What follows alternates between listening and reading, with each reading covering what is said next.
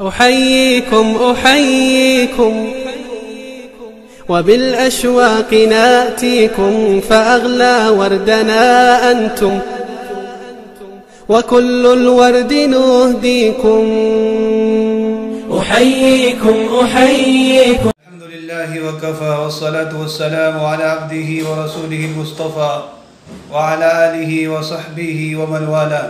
أما بعد فأعوذ بالله من الشيطان الرجيم. والذين يقولون ربنا هب لنا من أزواجنا وذرياتنا قرة أعين واجعلنا للمتقين इमामा। सदक़ल्लाहुल अज़ीम। इस आयत करीमा के अंदर मकारिम अखलाक में से एक आला खुलुक और अखलाक़ी कदरों में से एक मोहतम बिशान कदर को वाज़ेह किया गया है। रहमान के मखसूस बंदे वो होते हैं जो हक़ तआला के सामने यूँ राज़ो नियाज़ करते हैं कि हमारे परवरदिगार हमारी औलाद और हमारी बीवियों को हमारी आंखों की ठंडक बना। तो इस आयत करीमा में एक अजीम सिफत बयान फरमाई गई है। वो सिफत है हक़ तआला के सामने इल्तिजा करना, राज़ो नियाज़ करना, बंदगी का इजहार करना और गिरिया वज़ारी के साथ दुआ करना। ये अजीम सिफत है।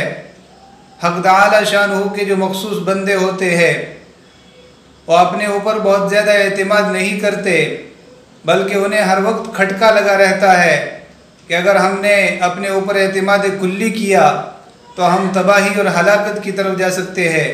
इसलिए वो गाहे गाहे वक्तन फ़वक्तन हक़ तआला के दरबार में मुतवज्जे होकर उससे इस्तिआनत मांगते हैं, मदद मांगते हैं और उससे राज़ो नियाज़ की बातें करते हैं। और उनकी अजीम सिफ़तों में से एक सिफ़त ये भी है कि वह अपनी इस्लाह और भलाई के साथ साथ दूसरों की भी इस्लाह की कोशिश करते हैं। बिलखुसूस वह अपने पूरे घर को एक सालिह और बेहतरीन घर देखना चाहते हैं।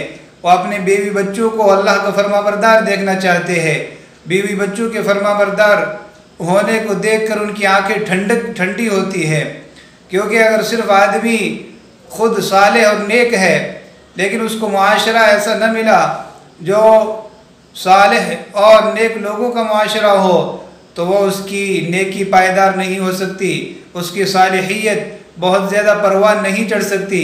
इसलिए ऐसे मुआशरे की ज़रूरत होती है जिस मुआशरे में नेक आदमी रहकर नेकी की ज़िंदगी बसर करे।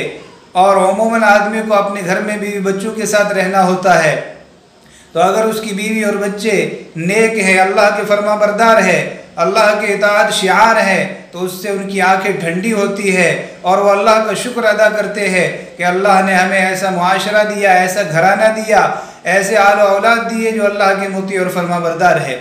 तो औलाद और घर वालों का फरमाबरदार और मुती होना, इसकी दुआएं करना, ये अम्बिया अलैहिमुस्सलातु वस्सलाम और तमाम सुलहा का वतीरा रहा है। हज़रत याक़ूब अलैहिस्सलातु वस्सलाम को मरते दम अगर कोई किसी बात की फ़िक्र दामनगीर थी तो वह इसी बात की थी कि मेरे बाद मेरे बेटे और मेरी औलाद क्या करेंगी, किसकी इबादत करेंगी, कौन से दीन पर गामज़न रहेंगी। तो उन्होंने मरते वक्त सबको इकट्ठे करके ये सवाल किया, मा तअबुदून मिन बअदी, मेरे बाद तुम किसकी बंदगी करोगे। ये सवाल नहीं किया कि तुम मेरे बाद खाओगे कैसे, पियोगे कैसे, कौन से मकान में रहोगे, ऐशो आराम कैसे करोगे। उनकी दुनियावी ज़िंदगी की फ़िक्र नहीं की, बल्कि उनकी उखरवी ज़िंदगी और हकीकी ज़िंदगी की फ़िक्र की और सवाल किया, मा तअबुदून मिन बअदी, तुम मेरे बाद किसकी बंदगी करोगे। तो वो भी जनाब याक़ूब अलैहिस्सलातु वस्सलाम के परवरदा थे, उनके हाथों तरबियत पाए हुए थे। उन सब ने मिलकर बेहतरीन जवाब दिया, नअबुदु इलाहका व इलाहा आबाइका इब्राहीम व इस्माईल व इसहाक़ इलाहन वाहिदा व नहनु लहु मुस्लिमून, कि हम आप और आपके बाप दादा इब्राहीम, इसहाक़ अलैहिमुस्सलातु वस्सलाम के रब की इबादत करेंगे जो कि रब वाहिद है और हम उसी के मुती और फरमाबरदार हैं। तो घर वाले अगर नेक हों, सालिह हों, तो उससे घर के सरपरस्त को, घर के बड़े को खुशी होनी चाहिए।